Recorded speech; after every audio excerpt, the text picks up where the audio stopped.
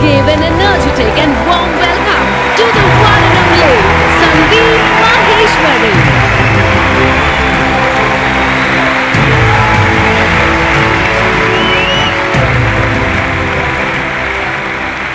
Good morning, everybody.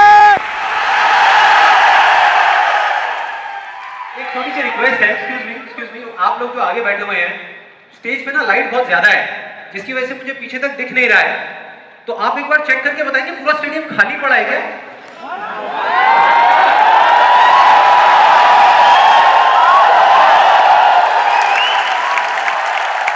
तो एक बार दोबारा ट्राई करते हैं थोड़ी और एनर्जी के साथ में. Good morning everybody.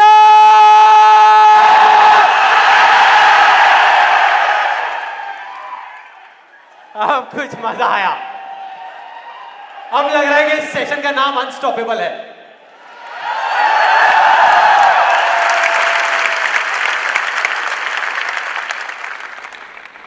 ओके, अब बात करते हैं मेरी. मैं इतना एक्साइटेड क्यों हो रहा हूं? देखो, बहुत सिंपल है. अपने हर सेशन से पहले 15 से 20 मिनट के लिए मैं अपनी आंखें बंद कर लेता हूं. और जब माइंड पूरे तरीके से ब्लैंक हो जाता है, जब माइंड में कोई थॉट्स नहीं होते, तो अपने आप से एक क्वेश्चन करता हूं कि अगर ये दिन मेरी ज़िंदगी का आखिरी दिन हो और मुझे ये किसी तरीके से पता चल जाए कि मैं कल सुबह नहीं उठने वाला, तो मैं आज क्या करूँगा? ये मेरा क्वेश्चन होता है. और उसके सिर्फ 2 ऑप्शंस होते हैं मेरे पास में, 2 जवाब होते हैं और मैं दूसरे ऑप्शन को चुनता हूँ. पहला ऑप्शन कि कल जो होने वाला है उसको सोच सोच करके मैं रोता रहूँ और परेशान हो जाऊँ. दूसरा ऑप्शन कि जो मेरे पास कुछ घंटे बचे हुए हैं ना, उसमें कुछ ऐसा कर जाऊं, कुछ भी, कि जानने के बावजूद भी कि मैं कल सुबह नहीं उठने वाला, फिर भी आज रात को चैन से सो सकूं, बढ़िया नींद आए.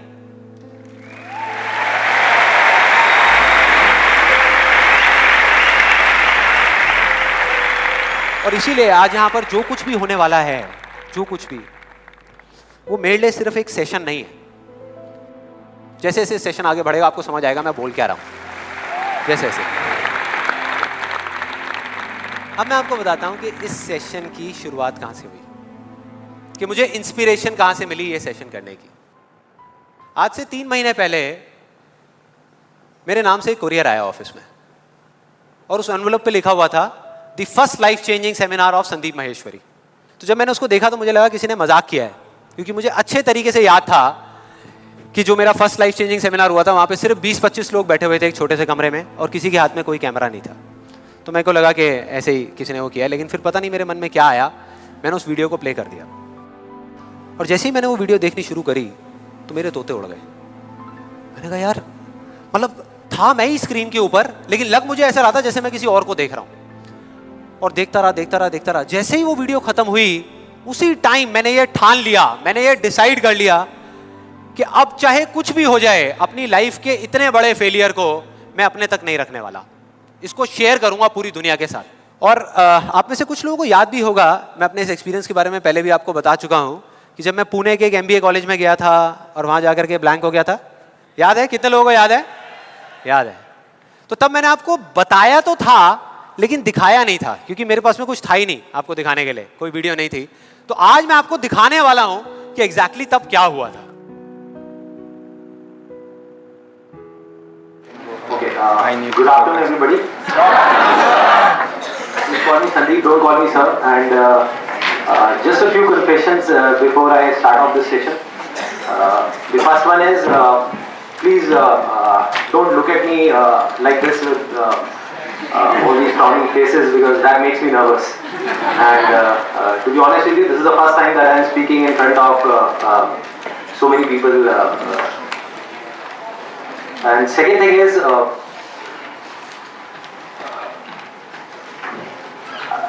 I'll be not talking about the theory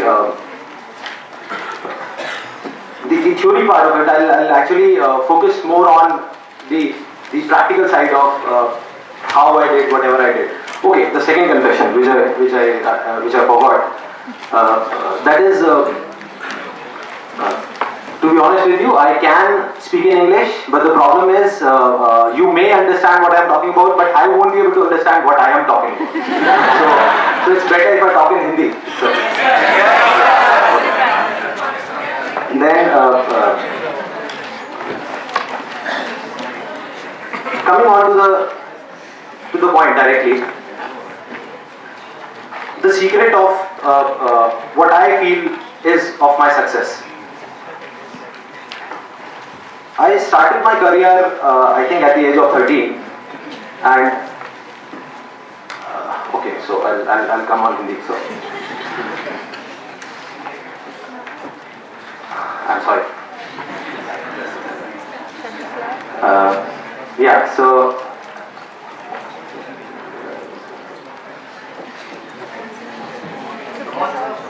yeah, I'll do it. The images bazaar start कर सकता हूँ तो ये भी कर सकता हूँ. So I think it's not that big a deal.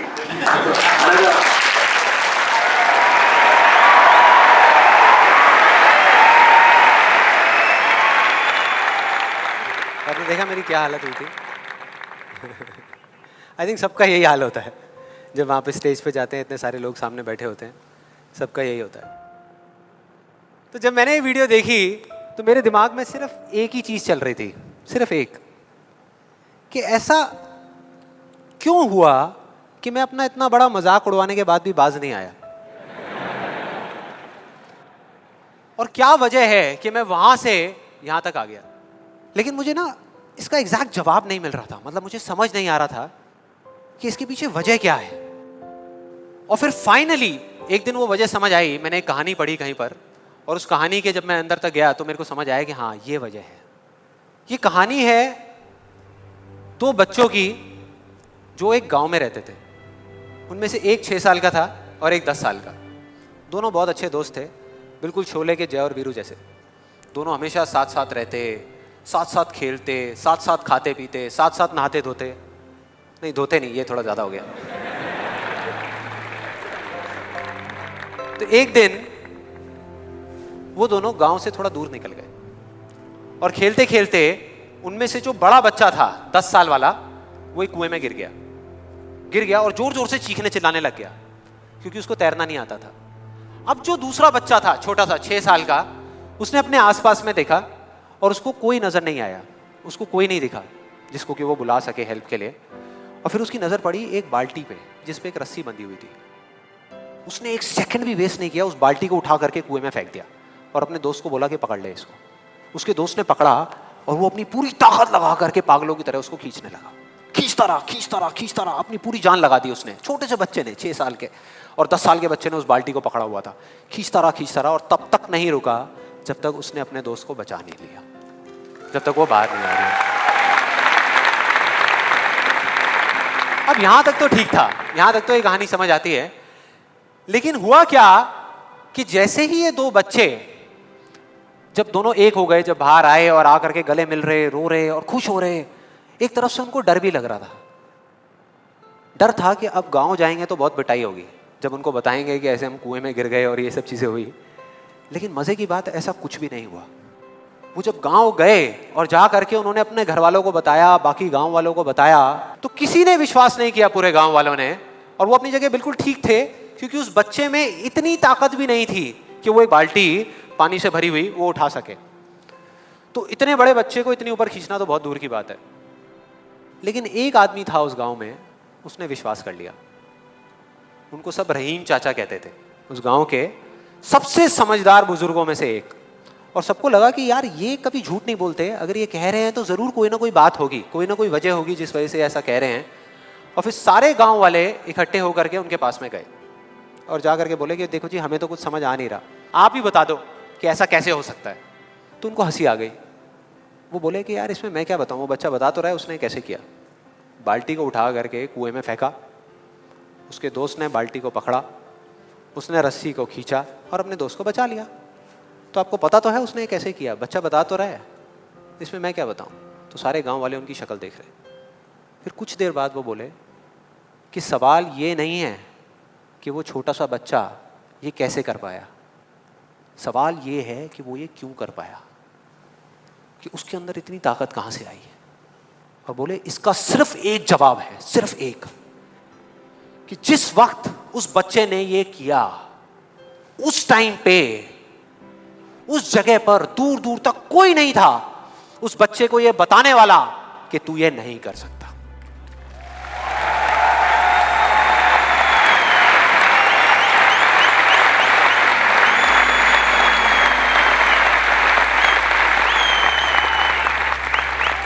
बोले कोई नहीं था, कोई नहीं, यहां तक कि वो खुद भी नहीं, वो खुद भी नहीं।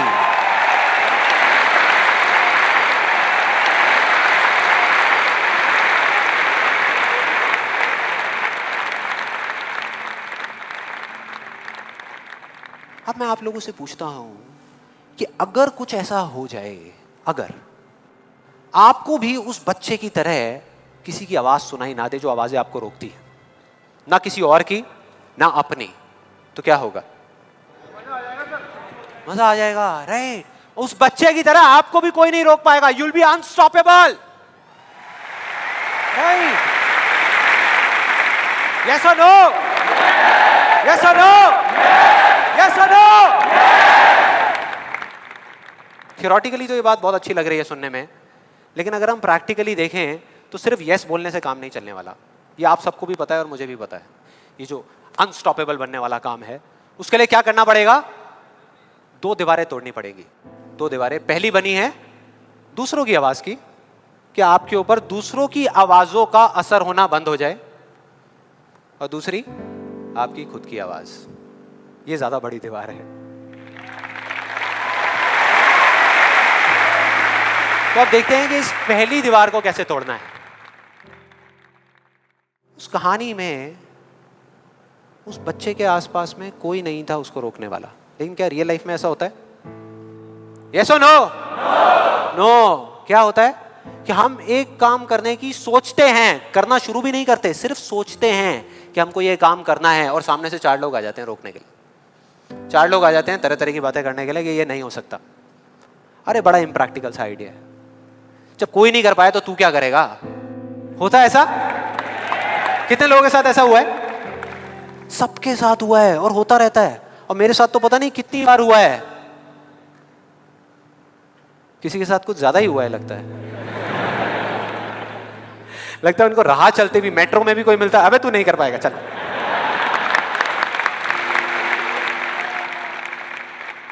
तो अब सवाल ये उठता है कि ऐसे में हम क्या करें? ऐसे में जो ऐसी बातें आपको बोल रहे हैं, ना तो आप उनका मुंह बंद कर सकते हो, ना अपने कान बंद कर सकते हो, क्योंकि वो लोग कोई राह चलते लोग नहीं होते, वो आपके अपने होते हैं। आपके अपने फ्रेंड्स हैं, रिलेटिव्स हैं, आपके घर में हैं, आपके ऑफिस में हैं। तो मैं आपको ये नहीं बोल सकता कि आप क्या करो ऐसी सिचुएशन में, लेकिन मैं ये बता सकता हूं कि मैं क्या करता था। जैसे ही कोई बोलता था मेरे को, या आज भी अगर बोलता है कि ये नहीं हो सकता या तू ये नहीं कर सकता, तो मैं ना चुप रहता हूं, ना उनसे लड़ता हूं। मैं सिर्फ एक वर्ड में उनसे एक सिंपल सा क्वेश्चन पूछता हूं, एक वर्ड में। क्यों? क्यों नहीं कर सकता? क्यों नहीं हो सकता? और जैसे ही मैं ये करता हूं उसके बाद बहुत मजा आता है। आप कभी करके देखना, बहुत मजा आएगा। 90% लोग ऐसे मिलेंगे आपको जिनके पास में इस क्यों का जवाब ही नहीं होगा। जवाब ही नहीं होगा। नहीं, वो सोच में पड़ जाते हैं। जैसे मैं पूछता ना क्यों, हाँ क्या, क्यों, ये कैसा सवाल है? तो ये है वो 90% लोग जिनके पास में कोई जवाब ही नहीं होता, या होता भी है तो वो इतना फनी होता है कि आप चाह करके भी अपने आप को हंसने से नहीं रोक पाओगे। जैसे एक बार मेरे साथ हुआ था, जब मैं करीबन आई थिंक 18 साल का था और मैंने नया फोटोग्राफी का कोर्स किया था। तो हमारे घर में एक छोटा सा फंक्शन चल रहा था, और वहाँ पर मैं अपनी मदर के साथ और फादर के साथ में खड़ा हुआ कुछ बातें कर रहा था। इतनी देर में एक सामने से आंटी आई और आकर के बोली, संदीप। हाँ जी आंटी। बेटे क्या नया चक्कर चल रहा है तेरा आजकल? मैं डर गया। मैं मन ही मन सोच रहा, मैंने कहा इनको कैसे पता लगा मेरे नए अफेयर के बारे में? मैं और ही चला गया। फिर मैंने उनको देखा और डरते डरते उनसे मैंने कहा कि भाई आंटी जी क्या मतलब, मैं कुछ समझा नहीं, कौन सा चक्कर, क्या क्या कौन सा? तो आंटी ने बोला, कहते क्यों, तू ये फोटोग्राफी नहीं कर रहा आजकल? ये फोटोग्राफी का कोर्स नहीं किया तूने? तो उन्होंने बोला, मेरी थोड़ी सी जान में जान आई। मैंने कहा अच्छा, फोटोग्राफी की बात हो रही थी। फिर उन्होंने बोला, बेटा अगर तू बुरा ना माने तो एक बात कहूँ। मैंने कहा नहीं नहीं आंटी बोलिए ना। बेटे मेरी अगर तू माने ना, तो ये जो तू फोटोग्राफी के चक्करों में पड़ा है ना, ये सब बेकार की चीज़ें हैं। इससे अच्छा ये है कि तू कोई और ढंग का काम कर ले या अपनी पढ़ाई लिखाई में ध्यान दे। मैंने वही किया जो मैं हमेशा करता था। मैंने कहा क्यों आंटी जी, आपको ऐसा क्यों लगता है कि मेरा फोटोग्राफी में कुछ नहीं हो सकता, ये फोटोग्राफी बेकार की चीज़ क्यों है? तो उन्होंने जवाब दिया कि मेरी बहन का बेटा भी गया था बॉम्बे यही सब करने के लिए जो तू कर रहा है, और उसको 4 साल हो गए धक्के खा रहा है, उसका कुछ नहीं हुआ अभी तक। मैंने फिर सुना, फिर मैंने दोबारा से वही क्यों को ले आकर के चिपका दिया। मैंने उनसे पूछा, लेकिन आंटी मेरे को कुछ समझ नहीं आया कि अगर वो कुछ नहीं कर पाया तो मैं कुछ क्यों नहीं कर पाऊंगा? सीधा सा क्वेश्चन है यार।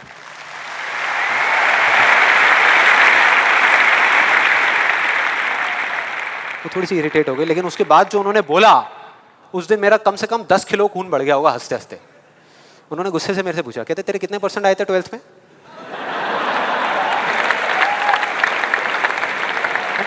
मतलब फोटोग्राफी से इसका कोई कनेक्शन नहीं है दूर दूर तक, लेकिन उनका ये सवाल था कितने % आए थे तेरे 12th में? मैंने कहा जी 85% आए थे आंटी। फिर उन्होंने एक अजीब सा एक्सप्रेशन दिया, मेरे को ऐसे देखा जैसे कि मेरे से बड़ा बेवकूफ़ इस पूरी दुनिया में कोई नहीं है, और बोली उसके 92% आए थे।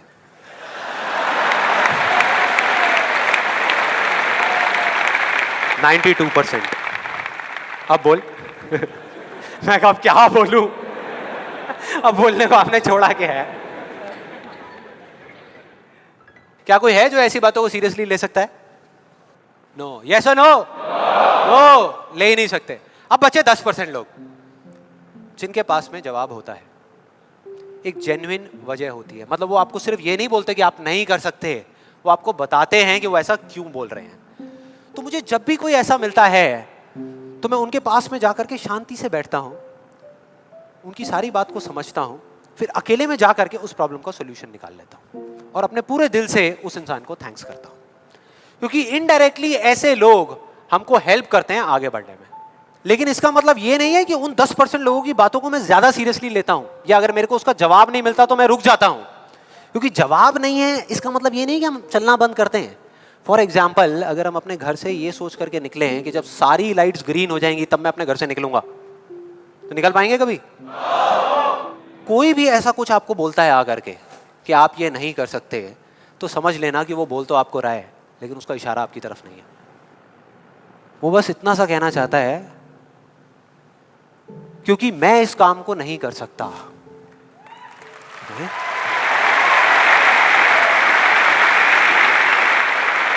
वो बस इतना सा कहना चाहता है क्योंकि मैं इस काम को नहीं कर सकता, या मुझे नहीं पता कि इस काम को कैसे करना है, इसलिए मुझे लगता है कि इस पूरी दुनिया में कोई भी नहीं कर सकता।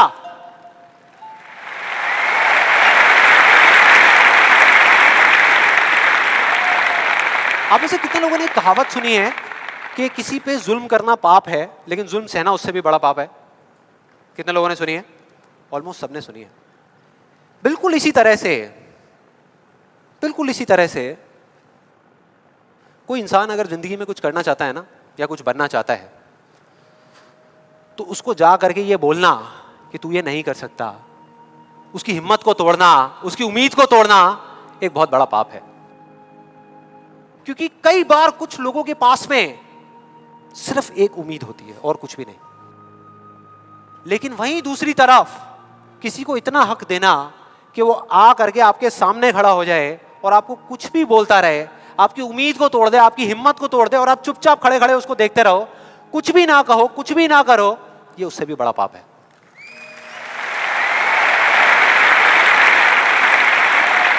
मतलब सिंपल है, ना हमें चुप रहना है, ना किसी से लड़ना है, सिर्फ सवाल करना है क्यों, और फिर देखो उनके कैसे पत्ते खुलते हैं, फिर मजा आएगा।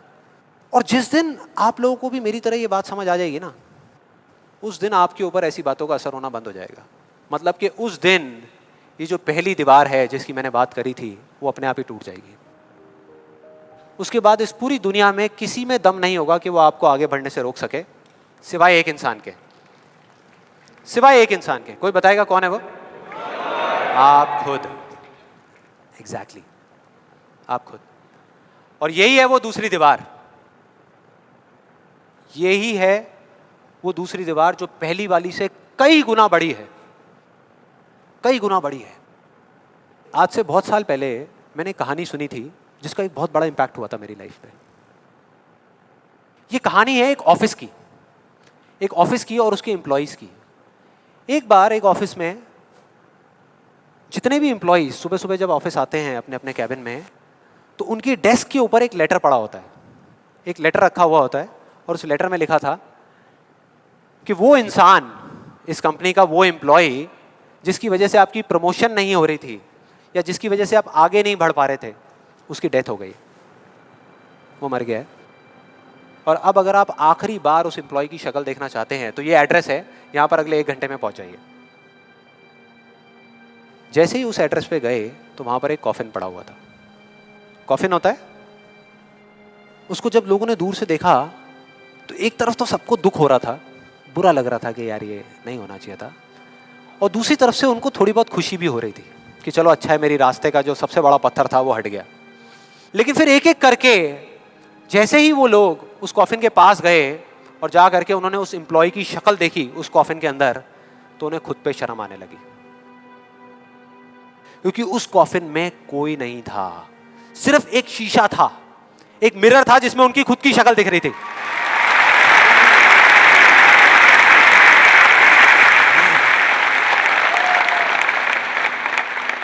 हम सब भी तो यही करते हैं अपनी लाइफ में कि सारा ब्लेम उठा करके किसी सिचुएशन पे डाल दिया, किसी और इंसान पे डाल दिया, सब जगह डाल दिया सिवाय एक इंसान के, खुद पे। यहां पर कितने लोग इस बात को मानते हैं जो मैंने अभी अभी कही कि आपके रास्ते का सबसे बड़ा पत्थर और कोई नहीं, आप खुद ही हो? कितने लोग मानते हैं? सब लोग मानते हैं। लेकिन एक चीज और है यहां पर बहुत मजेदार, कि कोई भी इंसान, कोई भी, चाहे वो आप हो, चाहे मैं हूं, चाहे कोई भी है, वो जान करके अपने रास्ते का पत्थर क्यों बनेगा? अपना ही नुकसान क्यों करेगा? अपना ही दुश्मन क्यों बनेगा? फॉर एग्जाम्पल, अगर अभी मैं यहाँ पर थोड़ी सी लकड़ियाँ इकट्ठी करके आग लगा दूँ और आप लोगों से रिक्वेस्ट करूँ कि यार प्लीज़ मेरी खातिर 5 मिनट के लिए आ करके इस आग में जल जाओ, 5 मिनट के लिए, कुछ नहीं होगा, मैं गारंटी दे रहा हूँ, आपको बिल्कुल भी दर्द नहीं होगा, बहुत मज़ा आएगा। कितने लोग तैयार हैं यहाँ पर आने के लिए? कितने लोग तैयार हैं? हाँ, जो 1-2 लोग हाथ ऊपर उठा रहे हैं ना, उनको लग रहा है कि मैं भुट्टा सेकने की बात कर रहा हूँ। भाई साहब, आपको सेकने की बात हो रही है उस आग में। कोई नहीं आएगा, कोई नहीं आएगा। क्यों? क्योंकि कोई भी इंसान हो वो जानबूझ करके अपना नुकसान कभी नहीं करेगा, कभी भी नहीं करेगा।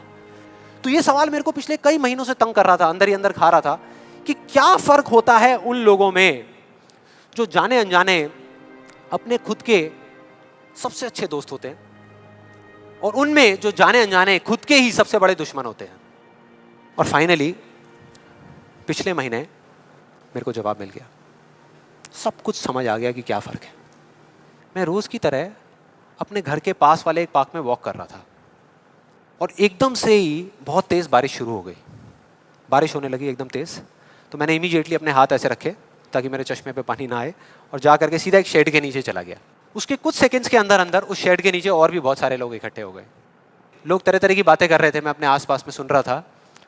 लेकिन मैंने एक चीज़ नोट करी कि ज़्यादातर लोग, उनका ध्यान बारिश की तरफ नहीं था, बारिश की वजह से होने वाली जो प्रॉब्लम्स थी उसकी तरफ था।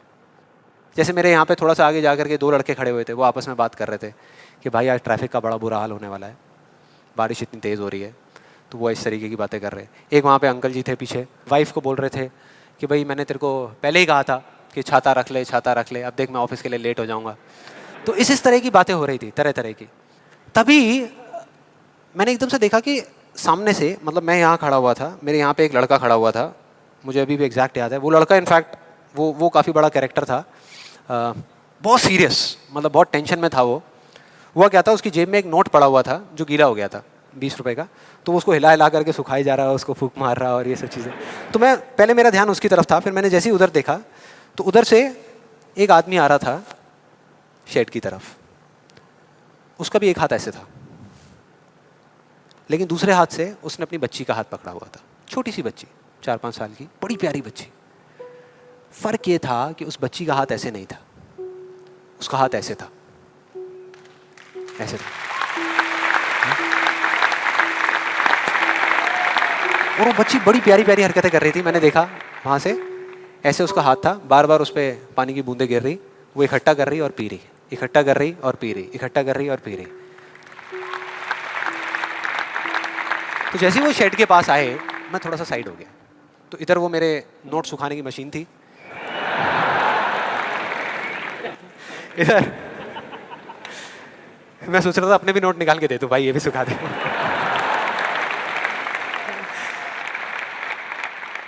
इधर वो बच्ची खड़ी हुई थी, वो छोटी सी प्यारी सी, और मेरा फिर पूरा ध्यान उस बच्ची की तरफ ही था, इतनी इतनी प्यारी बच्ची। और इधर उसके पापा अपने मोबाइल पे कुछ काम कर रहे थे। वो बच्ची को अभी भी चैन नहीं आया, शेड के नीचे आ गई, लेकिन अभी भी बार बार अपना हाथ बाहर निकाल के, एक हाथ से पापा को पकड़ा हुआ डर रही, दूसरे हाथ से ऐसे बाहर निकाल के बार बार पानी भर रही और पी रही। कभी पानी भर रही, अपने मुंह पे फेंक रही। फिर थोड़ी देर बाद पता नहीं उसके मन में क्या आया, उसने अपने पापा से पूछा कि पापा ये बारिश रोज क्यों नहीं होती? बड़ा अजीब सा क्वेश्चन था। उसके पापा ने कहा, वो अपने मोबाइल पे लगे हुए थे, हाँ बेटा होगी होगी, रोज होगी, रोज होगी, रोज होगी। वो बच्ची फिर अपने खेल में लग गई। फिर थोड़ी देर बाद पता नहीं क्यों उसने दोबारा से पूछा अपने पापा से, बताओ ना पापा रोज क्यों नहीं होती? इस बार उसको कोई जवाब नहीं मिला, लेकिन मुझे मिल गया। मुझे सब कुछ समझ आ गया कि क्या वो वजह है, क्या फर्क होता है उन लोगों में जो खुद के सबसे अच्छे दोस्त होते हैं और खुद के सबसे अच्छे दुश्मन होते हैं। क्या फर्क है उन दोनों लोगों में? देखो बहुत सिंपल है। जब बारिश होती है आसमान से, हम सबके ऊपर होती है, क्या एक जैसे होती है या अलग अलग तरीके से होती है? एक जैसे होती है, कोई पार्शियलिटी नहीं करती। आप अमीर हो, गरीब हो, काले हो, गोरे हो, बच्चे हो, बड़े हो, कोई फर्क करती है क्या बारिश? नहीं करती, सब पे एक जैसी होती है। बिल्कुल उसी तरह से वो शक्ति, वो एनर्जी जिससे पूरी दुनिया चल रही है, जिससे अभी अगर आप अभी फील करने की कोशिश करो, आपकी सांसें चल रही है, मेरी सांसें चल रही है। जिस शक्ति में इतनी ताकत है कि अगर वो चाहे तो एक सेकंड में, एक सेकंड भी नहीं लगेगा, इस पूरी दुनिया को खत्म कर सकती है, और एक सेकंड के 1/100वें हिस्से में इस दुनिया को दोबारा से बना भी सकती है। उसको आप साइंटिफिकली चाहे एनर्जी का नाम दे दो, चाहे स्पिरिचुअली भगवान कहो, आत्मा कहो, परमात्मा कहो, कुछ भी कहते रहो, उससे कोई फर्क नहीं पड़ता। और बिल्कुल उस बारिश की तरह उस शक्ति की भी बारिश हम सब पर होती रहती है, उस एनर्जी की भी बारिश होती रहती है, और सब पर एक जैसे होती है। फिर चाहे आप अमिताभ बच्चन हो, बिल गेट्स हो, कोई भी हो, कोई फर्क नहीं पड़ता। आप इस स्टेज पे खड़े हो या वहां बैठे हो, कोई फर्क नहीं पड़ता। तो फर्क क्या है? देखो बहुत सिंपल है, वही फर्क जो उस बारिश में था, जो मैंने नोट किया उस बच्ची के बीच में और औरों के बीच में। कुछ लोगों का हाथ ऐसे होता है और कुछ का ऐसे होता है, यही फर्क।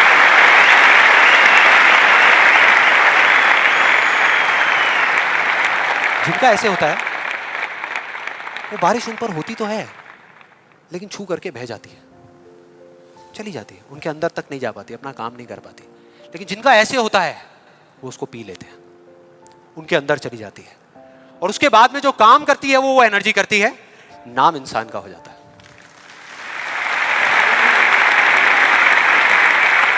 नाम हो जाता है कि वो कर रहा है, वो कर रहा है, वो कर रहा है। अरे कौन कर रहा है? वही एनर्जी पीछे से काम कर रही है। हम क्या कर सकते हैं?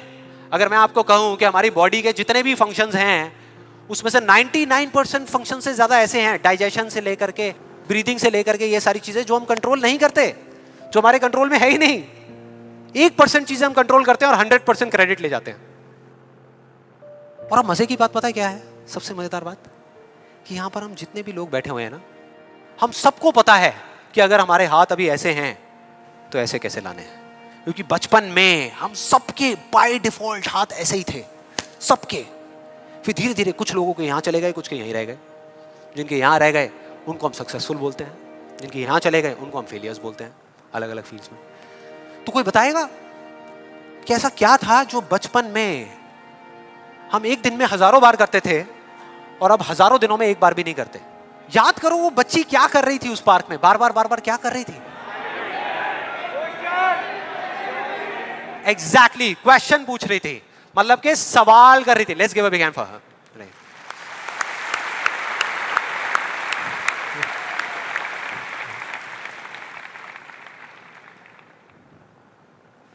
सवाल, ऐसा क्यों होता है? हम ऐसा क्यों करते हैं? बताओ ना पापा, हम ऐसा क्यों करते हैं? कोई जवाब नहीं मिला, हमने सवाल पूछने बंद कर दिया। आज हमारे पास में टाइम ही नहीं है, कि एक दिन में कुछ सेकंड्स के लिए रुक करके हम अपने आप से पूछें कि भाई जो मैं कर रहा हूं वो कर क्यों रहा हूं? पता ही नहीं है, ध्यान ही नहीं है उस तरफ। और जब तक उस तरफ ध्यान नहीं होगा कुछ नहीं होगा। और सिर्फ उस पर विश्वास मत करो जो मैं बोल रहा हूं, हिस्ट्री को उठा करके देख लो। कोई भी इंसान किसी भी फील्ड में अगर सक्सेसफुल हुआ है तो उसमें और बाकी लोगों में क्या फर्क था? क्या वो दूसरों से ज्यादा इंटेलिजेंट था? क्या उनके पास दूसरों से ज्यादा जवाब होते हैं? यस और नो? नो। उनके पास में दूसरों से ज्यादा अच्छे सवाल होते हैं। हर चीज में एक ही सवाल कि अगर ये दुनिया ऐसी है तो ऐसी क्यों है, और क्यों मैं इस दुनिया को बदल नहीं सकता? अगर पूरी दुनिया मुझे ये कहती है, मेरे घर वाले मुझे कहते हैं कि मेरी तो किस्मत ही खराब है, मेरी हाथ की लकीरों में ही कमी है, तो क्यों मैं अपनी हाथ की लकीरों को नहीं बदल सकता? हर चीज में एक ही सवाल।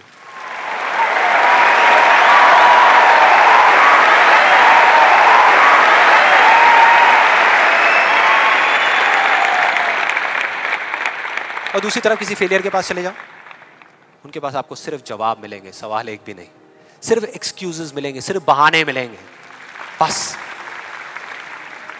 सवाल पूछ ही नहीं रहे तो जवाब मिलेगा कहां से? कहां से मिलेगा? मिल ही नहीं सकता।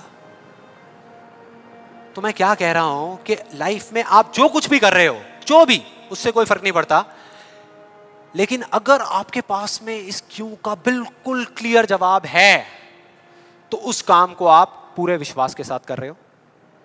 और अगर इस क्यों का जवाब ही नहीं है तो आप सिर्फ उस काम को अंधविश्वास पे कर रहे हो, जो आज नहीं तो कल टूटेगा ही टूटेगा। फॉर एग्जाम्पल, मैं आपको एक रियल लाइफ एग्जाम्पल से बताता हूँ। क्या कभी आप लोगों के साथ ऐसा कुछ हुआ है कि घर में कोई बड़ा सा फंक्शन चल रहा हो, जैसे किसी की शादी हो रही हो और वहाँ पे कोई रिलेटिव बीमार हो गया? हुआ है? कितने लोगों के साथ हुआ है ऐसा? हुआ है। तो ऐसे में क्या होता है? क्या होता है? जैसे ही एक किसी की तबीयत खराब होती है तो बाकी लोग क्या करते हैं? डॉक्टर बन जाते हैं, अपनी अपनी राय देते हैं आकर के। मेरी फैमिली में भी एग्जैक्टली बिल्कुल ऐसा ही हुआ था। मेरी एक कज़न सिस्टर की शादी थी और मेरे एक अंकल आए हुए थे अब्रॉड से। उनकी तबीयत खराब हो गई, उनको बुखार हो गया, और जैसे ही एक एक करके सब लोगों को पता लगा तो सब लोग आए और आ करके अपने अपने आइडियाज़ देने लगे। एक आंटी जी आई, काढ़ा बना करके, अपना अदरक का, तुलसी का, शहद का वो काढ़ा बना करके, बेटा ये पी लो, 2 घंटे में ठीक हो जाओगे, बुखार अभी उतर जाएगा, बहुत पुराना नुस्खा है। उसके बाद में एक अंकल आए, बड़े फनी, वो आ करके उन्होंने ऐसे उनके सर पे हाथ रखा, गर्म हो रहे हैं। फिर उन्होंने कहा कुछ नहीं है, इनको ठंडी बर्फ़ की पट्टियाँ कर दो, अभी सारा बुखार उतर जाएगा। ऐसे सब तरह तरह के लोग आ रहे थे, तरह तरह के, और अपने अपने आइडियाज़ दे रहे थे। सबको पूरा विश्वास था कि ये करने से वो ठीक हो जाएंगे, उनका बुखार उतर जाएगा। लेकिन इसका बिल्कुल उल्टा हुआ। अगले दिन सुबह उनका बुखार कम होने की बजाय और बढ़ गया, तेज़ हो गया। और अब ऐसे में बड़ा मज़ा आता है कि जो लोग जितना ज़्यादा कॉन्फिडेंट थे ना अपने नुस्खे को लेकर के, वो उतना ही पीछे हट गए। उनका जवाब था कि भाई मैं तो कल ही कह रही थी कि डॉक्टर को बुला लो, किसी ने मेरी सुनी नहीं। हाँ? डॉक्टर आया, वहाँ पे आ करके उसने पूरा चेकअप किया, कुछ टेस्ट बताए, शाम तक रिपोर्ट्स आई और पता लगा कि उनको मलेरिया था। डॉक्टर को जैसे ही पता लगा उसने कुछ दवाई दी और अगले कुछ दिनों में वो बिल्कुल ठीक हो गए।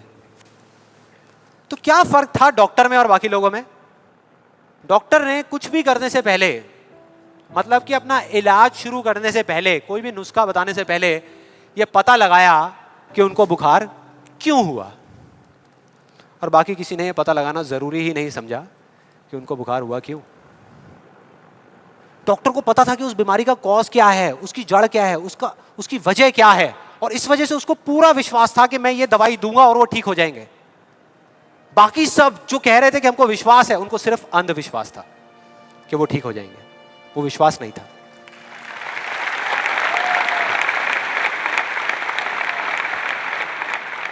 इन दोनों के बीच में ना इतना एक बिल्कुल पतली सी लाइन का फर्क होता है, विश्वास में और अंधविश्वास में, जिस वजह से बहुत बार हम अपने अंधविश्वास को विश्वास का नाम दे देते हैं। और इसका आज की डेट में सबसे बड़ा एग्जाम्पल, सबसे बड़ा, वो है लॉ ऑफ अट्रैक्शन। सुना है यहाँ पे? कितने लोगों ने सुना है लॉ ऑफ अट्रैक्शन के बारे में?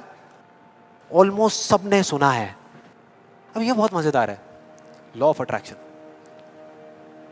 मुझे बहुत लोग मिल चुके हैं, मतलब काफ़ी लोग मिले हैं जो आ करके मुझसे पूछते हैं कि भाई आपके हिसाब से आपको क्या लगता है कि लॉ ऑफ अट्रैक्शन काम करता है या नहीं करता। तो मेरा सिंपल सा जवाब होता है कि अगर आप मेरा जवाब चाहते हो तो जवाब है हाँ, कि ये काम करता है। साइंटिफिकली जिसको बोलते हैं law of cause and effect, और स्पिरिचुअली जिसको बोलते हैं लॉ ऑफ कर्मा, ये उसके ऊपर बेस्ड है। तो इसमें कोई शक नहीं है कि ये काम करता है, लेकिन वैसे नहीं जैसे कि कुछ लोग अपनी बुक्स के थ्रू और वीडियोस के थ्रू इसके बारे में बता रहे हैं, वैसे नहीं। आप में से कितने लोगों ने वीडियो देखी है? बहुत सारे लोगों ने देखी है, तो आप शायद समझ जाएंगे। बाकी लोगों के लिए मैं थोड़ी एक्टिंग करके दिखाता हूँ, अपना वो थोड़ा फिरंगी स्टाइल में, वो जो डबिंग करके बोलते हैं ना, ये बिल्कुल एक अलादीन के चिराग जैसा है।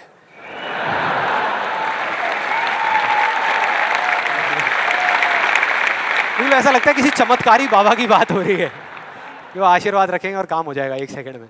बिल्कुल ऐसा लग रहा है सुनने में। ये बिल्कुल एक अलादीन के चिराग जैसा है, आपको सिर्फ हुक्म देना है कि आप क्या चाहते हैं। आपको बंगला चाहिए, आपको गाड़ी चाहिए, आपको पैसा चाहिए, आपको सिर्फ बताना है कि आपको क्या चाहिए, फिर देखिए क्या होगा। ये प्रकृति आपके सुर से सुर मिलाएगी, ताल से ताल मिलाएगी।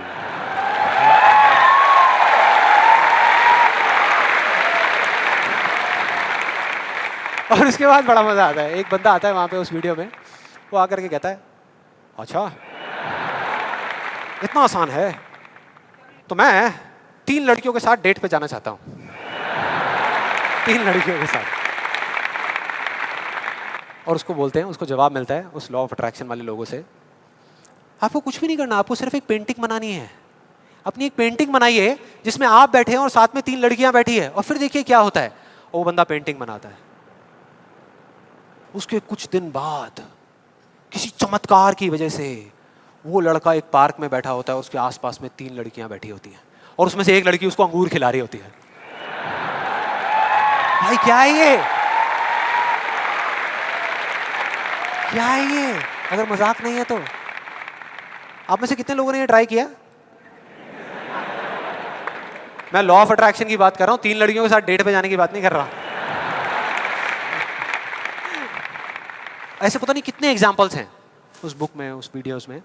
एक सबसे फनी एग्जाम्पल जो बहुत लोग ट्राई कर रहे हैं, आई एम श्योर यहाँ पे भी बहुत लोगों ने ट्राई किया होगा, कार पार्किंग का।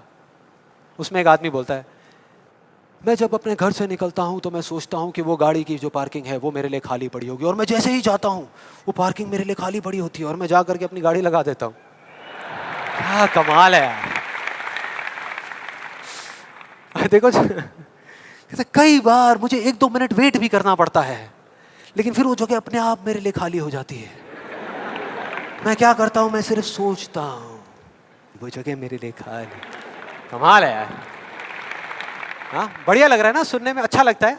ये सारी बातें सबको अच्छी लगती है, किसको नहीं लगेंगी? सच बताऊं, मुझे भी अच्छी लगेंगी सुनने में। बुरी किसको लगेगी? कि सोचना शुरू कर दो और गाड़ियों की पार्किंग मिलनी शुरू हो जाएगी। ये आई एम श्योर बहुत लोगों ने ट्राई किया होगा। कितने लोगों ने ट्राई किया है? आपके हिसाब से काम करता है ये? अच्छा, एक सवाल है, हमेशा करता है या कभी कभी करता है? कभी कभी करता है। लेकिन फिर वो एक लॉ कैसे हुआ? लॉ उसे कहते हैं जो एक ही कंडीशन में अगर सेम कॉज हो तो उसका सेम इफेक्ट आना चाहिए, उसको लॉ कहते हैं। सिंपल है भैया। अगर कंडीशन सेम है, आप एक ही जमीन पे 2 बीज बोओगे आम के, तो दोनों आम के पेड़ ही बनेंगे, एक एप्पल का पेड़ नहीं बन सकता। सीधा सा फंडा है। तो इसका मतलब कहीं ना कहीं कुछ कंफ्यूजन है, कुछ गड़बड़ है। तो मैं एक बहुत बड़ा यहाँ पर एक कमिटमेंट करने वाला हूँ, एक बहुत बड़ा चैलेंज करने वाला हूँ इन वीडियोस के अंदर।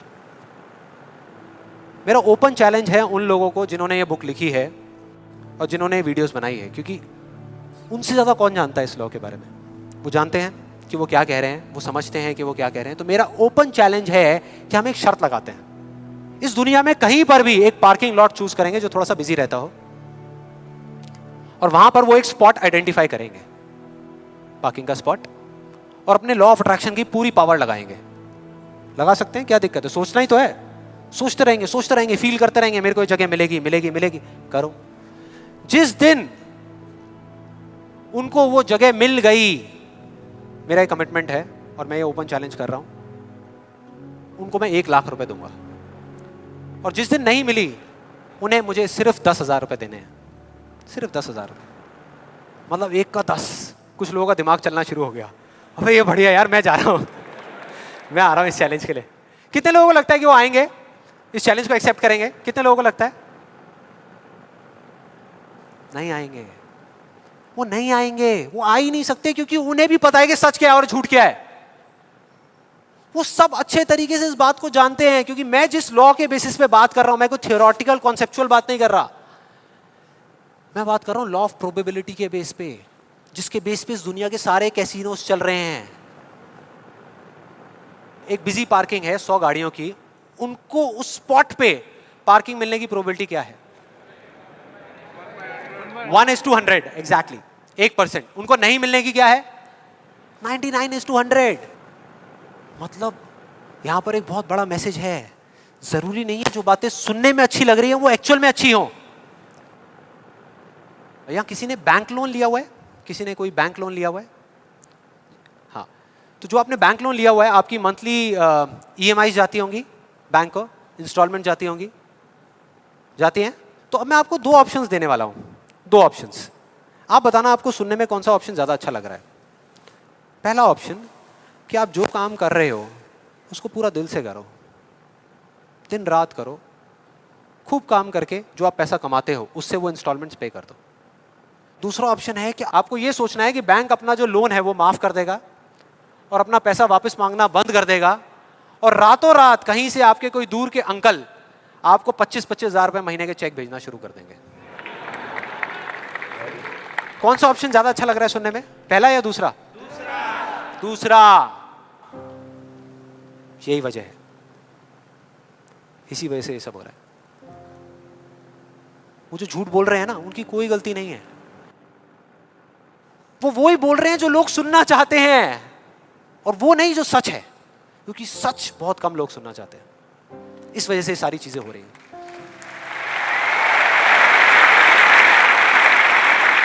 और अब मैं इस सेशन का आपको एक फाइनल एग्जांपल देने वाला हूं, जिसके बाद में अभी आपके मन में जितने भी डाउट चल रहे होंगे ना, वो सारे धीरे धीरे क्लियर हो जाएंगे। ये एग्जांपल है 2 लड़कों का, 2 लड़कों का जिनकी एज है 18 साल, और दोनों का एक ही डिजायर है कि मेरे को एक BMW गाड़ी चाहिए। दोनों का यही है, और अगले 10 साल के अंदर अंदर चाहिए, बस तरीका थोड़ा सा अलग अलग है। जो पहला लड़का है उसने क्या किया, अपना एक गोल सेट किया। उसने एक अपनी डायरी में लिख दिया, पोस्टर्स ला करके उस गाड़ी के अपने घर में लगा दिए जगह जगह पर।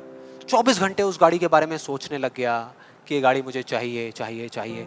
रोज रात को बैठ करके फील करता कि मेरे को गाड़ी मिल गई है, आवाजें निकालता, जू जू जू ये वो, और करते करते ब्रेक मार रहा है, ये कर रहा है, वो कर रहा है। एक्चुअल में नहीं मिली है, इमेजिन कर रहा है, फील करने की कोशिश कर रहा है, उस गाड़ी को एक्सपीरियंस करने की कोशिश कर रहा है, क्योंकि ऐसा बहुत बुक्स में लिखा हुआ है। लॉ ऑफ अट्रैक्शन में भी यही बताया गया है। यस और नो?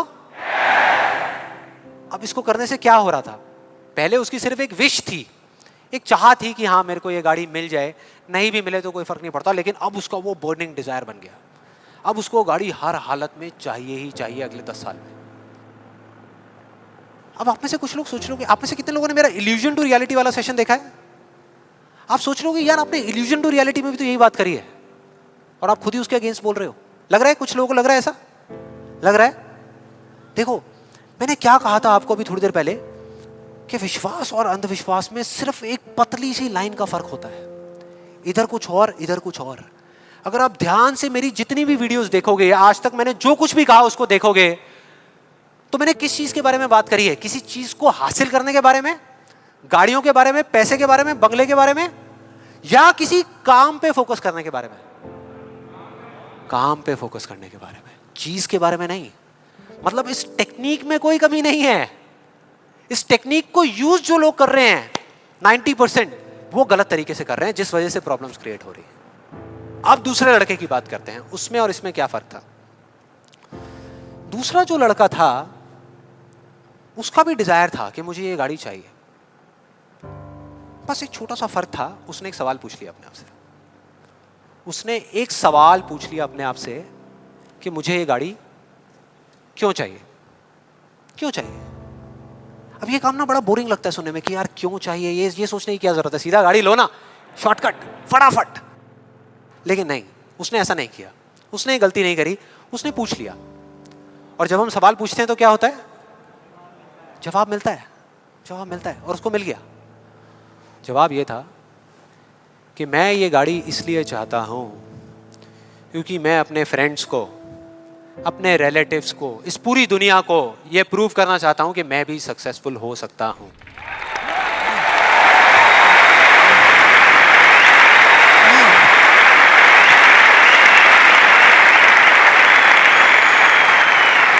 तो उसको जवाब मिल गया कि मैं ये इसलिए चाहता हूं क्योंकि मैं प्रूव करना चाहता हूं। फिर उसने दोबारा सवाल किया कि क्यों, मैं क्यों अपने आसपास वालों को, इस पूरी दुनिया को ये प्रूव करना चाहता हूं, क्यों करना चाहता हूं? और फिर उसको एक जवाब मिला, क्योंकि मेरे आसपास में जितने भी लोग हैं वो सब यही कर रहे हैं। उसने एक आखिरी सवाल पूछा और जब उसका जवाब मिला ना तो वो हिल गया, उसके सारे फंडे क्लियर हो गए। वो सवाल था कि सब ऐसा क्यों कर रहे हैं, और उसको जवाब मिला, सब ऐसा इसलिए कर रहे हैं क्योंकि सब ऐसा ही कर रहे हैं। बस उसको समझ आ गया कि एक रेस लगी हुई है जहां पर सब भाग रहे हैं, कोई तेज भाग रहा है, कोई धीरे भाग रहा है, लेकिन किसी को पता ही नहीं है कि वो भाग क्यों रहे हैं। और जैसे ही उसको ये समझ आया, उसको ये जवाब मिला, तो उसको ये तो नहीं पता था कि मैं अब क्या करने वाला हूं, लेकिन उसको ये समझ आ गया कि मुझे क्या नहीं करना। उसने डिसाइड कर लिया उसी टाइम, उसी मोमेंट में ये डिसाइड कर लिया कि मुझे नहीं बनना इस रैट रेस का हिस्सा, मुझे नहीं प्रूव करना किसी को कुछ भी, मुझे नहीं चाहिए कोई गाड़ी वाड़ी। अब मैं वो करूंगा जो मेरा दिल कहता है, जो मेरे अंदर की आवाज है। बाढ़ में गई दुनिया। और जैसे ही उसको ये अंदर से उसकी आवाज आई कि मुझे ये चीज करनी है, तो वो जवाब उसके अंदर से ही निकल करके आ गया। और उसको जवाब मिला कि 3 साल पहले वो सबसे ज्यादा क्लोज इस पूरी दुनिया में अपने फादर के था, अपने पापा के, और दोनों का रिलेशन एक बाप बेटे का कम और एक दोस्त का ज्यादा था। उसके पापा की एक छोटी सी हैंडीक्राफ्ट की दुकान थी दिल्ली में, और वो क्या करते थे, छोटे छोटे गांव में जाते और जा करके वहाँ के कारीगरों से कुछ सामान लेकर के आते और अपनी दुकान में बेचते। ये उनका काम था। एक बार वो एक गांव में जा रहे थे तो उनका बेटा भी उनके साथ चला गया। ये लड़का उनके साथ चला गया क्योंकि उसकी छुट्टियां चल रही थी, और दोनों उस गांव में एक ढाबे पे बैठ करके, शाम का टाइम था, खाना खा रहे थे। खाते खाते एकदम से उसके फादर के यहाँ पे दर्द उठा, लेफ्ट साइड में दर्द होना शुरू हो गया, और उस लड़के ने एक सेकंड भी नहीं लगाया, फटाफट से अपने फादर को लेकर के एक पास के हॉस्पिटल में चला गया। वहां जाकर के जो डॉक्टर्स थे उस गांव के हॉस्पिटल के, उन्होंने कहा कि आप इनको जल्दी से जल्दी किसी बड़े हॉस्पिटल में ले जाओ, टाइम नहीं है। लेकिन वो बड़ा हॉस्पिटल उस गांव से 3 घंटे की दूरी पे था। और जब वो वहां पहुंचा और उसको, उसके फादर को इमरजेंसी वार्ड में लेकर के गए, तब तक सब ठीक था। लेकिन उसके 10 मिनट बाद डॉक्टर्स आए और आकर के उन्होंने बोला, वी आर सॉरी, अगर आप 15 मिनट पहले आ जाते तो हम कुछ कर सकते थे। 15 मिनट पहले। अब जैसे ही इस लड़के के साथ ये हुआ था तो बिल्कुल सुन्न हो गया था, मुंह से एक वर्ड बाहर नहीं आ रहा था, उसको समझ ही नहीं आ रहा था कि मैं क्या बोलूं, क्या सोचूं। उसने ऐसा कुछ सोचा ही नहीं था, एकदम से हो गया, एकदम से हो गया।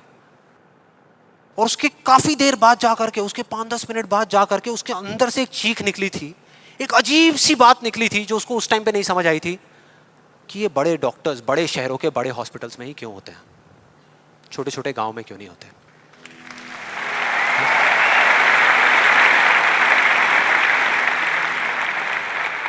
उस टाइम उसको नहीं समझ आया, आज समझ आ गया। उसको समझ आ गया कि मेरे साथ ऐसा क्यों हुआ था, जिससे कि मैं एक डॉक्टर बनूं और जा करके छोटे छोटे हॉस्पिटल्स में काम करूं, ना कि एक गाड़ी खरीदूं।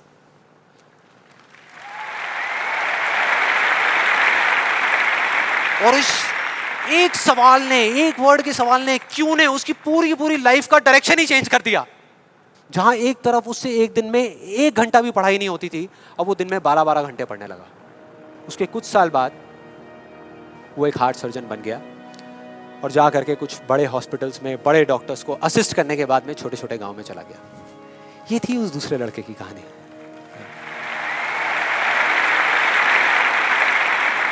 10 साल हो गए हैं, तब दोनों 18 साल के थे, आज दोनों 28 साल के हो चुके हैं। लेकिन क्या दोनों की लाइफ में थोड़ा बहुत फर्क होगा? एक बार देखते हैं एग्जैक्टली कि क्या फर्क होगा। जो पहला लड़का था उसने इस लॉ को पूरे विश्वास के साथ प्रैक्टिस किया, लॉ ऑफ अट्रैक्शन को पूरे विश्वास के साथ कि ये काम करता है, करेगा करेगा, इतने लोग बोल रहे हैं गलत थोड़ी होंगे, पूरी दुनिया बोल रही है कि ये काम करता है। उसने किया, लेकिन फ्यूचर किसी के हाथ में नहीं है ना, उसको नहीं मिला, उसको वो गाड़ी नहीं मिली। क्या होगा उसके साथ में? क्या होगा? खुश रहेगा? टूट जाएगा, पागल हो जाएगा, बिखर जाएगा, समझ ही नहीं आएगा कि हो क्या रहा है मेरे साथ में। यह है एक सिचुएशन। दूसरी सिचुएशन कि उसको BMW गाड़ी नहीं मिली लेकिन होंडा सिटी मिल गई। अब क्या होगा? खुश रहेगा?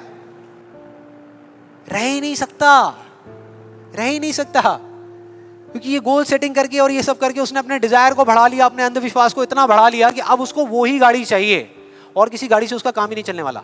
जबकि अगर दूसरे एंगल से देखा जाए तो एक 28 साल के लड़के के लिए जो मिडिल क्लास बैकग्राउंड से बिलोंग करता है, अपने पैसों की एक होंडा सिटी गाड़ी खरीदना भी बहुत बड़ी बात होती है, राइट?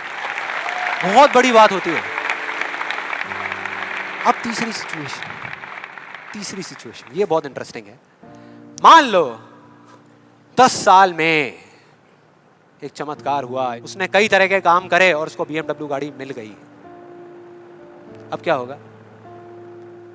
खुश रहेगा? सेटिस्फाइड हो जाएगा अपनी लाइफ से, बैठ जाएगा आराम से, हाँ, मिल गई, यही तो चाहिए था, मिल गया, हो गया काम, लाइफ बढ़िया हो जाएगी उसकी। उसका लालच और बढ़ जाएगा, उसका अंधविश्वास और बढ़ जाएगा।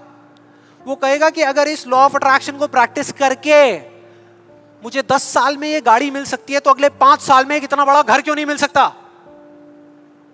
यस और नो? मतलब कि उसको सब कुछ मिल चुका होगा लेकिन वो उसको छोड़ करके फ्यूचर के अंदर किसी और चीज को पकड़ लेगा।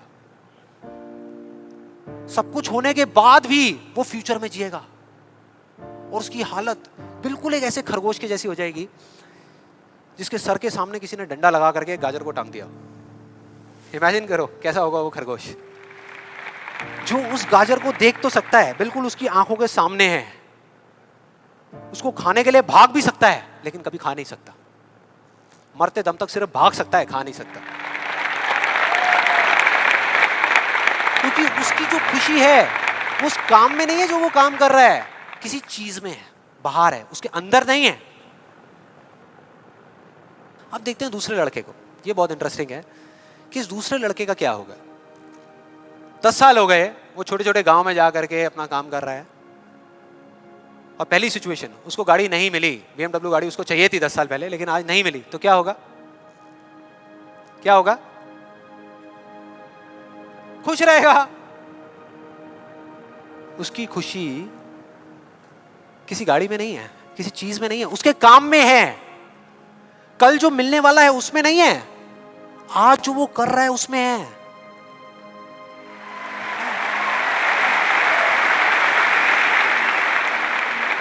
दूसरी सिचुएशन, उसको BMW नहीं मिली, होंडा सिटी मिल गई, तो क्या होगा? तो भी खुश रहेगा, बहुत खुश रहेगा, एब्सोल्युटली। उसने मांगी नहीं थी, फिर उसको मिल गई, बहुत खुश रहेगा। उसको BMW मिल गई तो क्या होगा? खुश रहेगा। लेकिन इस वजह से नहीं कि उसको ये गाड़ी मिल गई, इस वजह से क्योंकि वो जो काम कर रहा है उसमें उसको खुशी मिल रही है। और एक सबसे बड़ा फर्क पता है क्या है यहाँ पर इन दोनों के अंदर? सबसे बड़ा फर्क अगर आप ध्यान से देखोगे, ये जो दूसरा लड़का है, अगर इसको गाड़ी मिल गई, जो डॉक्टर है, और छिन गई 1 साल बाद, तो क्या होगा? तब भी खुश रहेगा। लेकिन जो पहला है उसका क्या होगा? अरे वो सिर्फ डर में जिएगा, वो सिर्फ डर में जिएगा। जो है उसको खोने का डर, जो मैं चाहता हूं उसके ना मिलने का डर, 24 घंटे सिर्फ डर।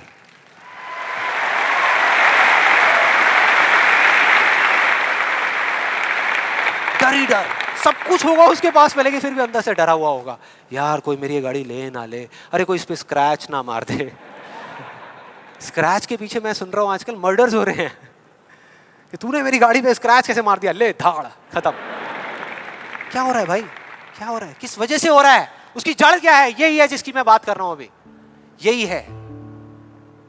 अभी तक मैंने जो कुछ भी कहा है उसको एक लाइन में अगर इन दो के बीच का फर्क आपको बताऊं तो वो ये है, पहला आदमी बोल रहा है कि इस चीज को पाने के लिए मैं कोई भी काम करने को तैयार हूं। और दूसरा बोल रहा है, इस काम को करने के लिए, ये जो मैं अभी कर रहा हूं, मैं अपनी कोई भी चीज गंवाने को तैयार हूं।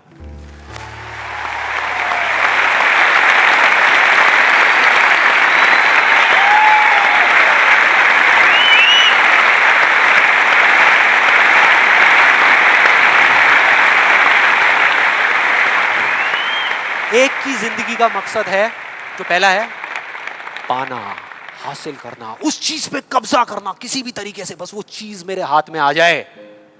फिर चाहे इसके लिए उसको धर्म के रास्ते पे चलना पड़े या अधर्म के, वो चलेगा। उसको सही काम करना पड़े या गलत करना पड़े, वो करेगा। लेकिन दूसरा, उसके लिए अपने अंदर की आवाज को सुन करके, अपने अंदर की मतलब कि अपने दिल की आवाज को सुन करके किया गया कर्म ही इस दुनिया का सबसे बड़ा धर्म है।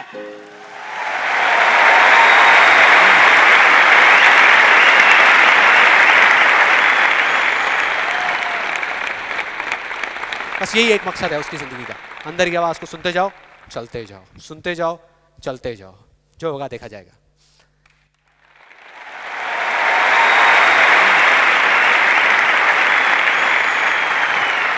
और इस गलत फहमी में मत रहना कि जो पहला है उसको दूसरे से ज्यादा मिलेगा, ये सोचना भी मत।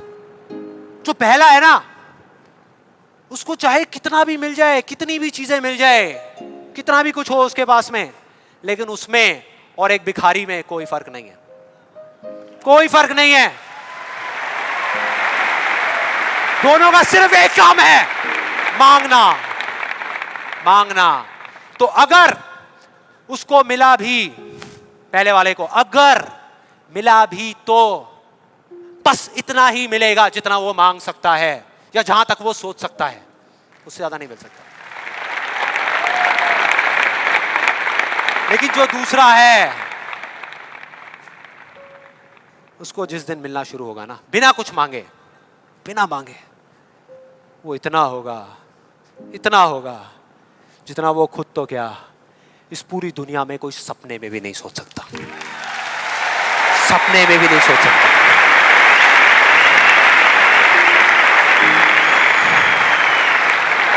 और इसका जो मैं आपको बोल रहा हूं, एक जीता जागता एग्जाम्पल आपके सामने खड़ा है।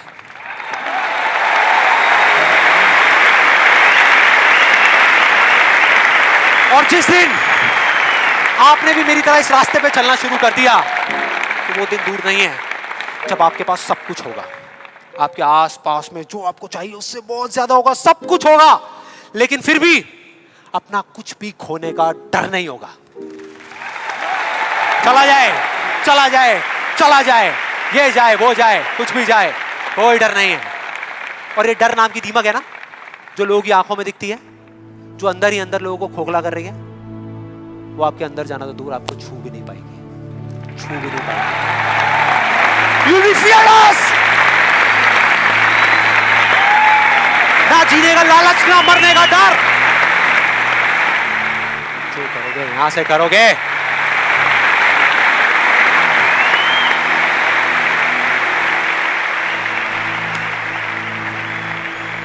और फिर चाहे आपके रास्ते में एक मुश्किल आए या हजार आए, कोई फर्क नहीं पड़ता। चाहे एक आदमी आकर के आपको रोकने की कोशिश करे या 1 लाख लोग आकर के आपके सामने खड़े हो जाएं, अरे आपको रोकना तो दूर, किसी में इतना दम भी नहीं होगा कि वो आपको हिला भी सके।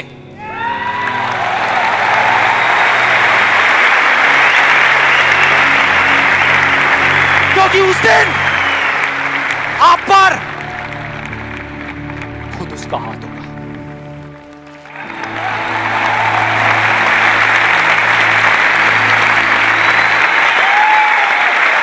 और फिर अगर आप चाहोगे भी ना, चाहोगे भी, तो भी अपने आप को आगे बढ़ने से नहीं रोक पाओगे। You will be unstoppable! You will be unstoppable!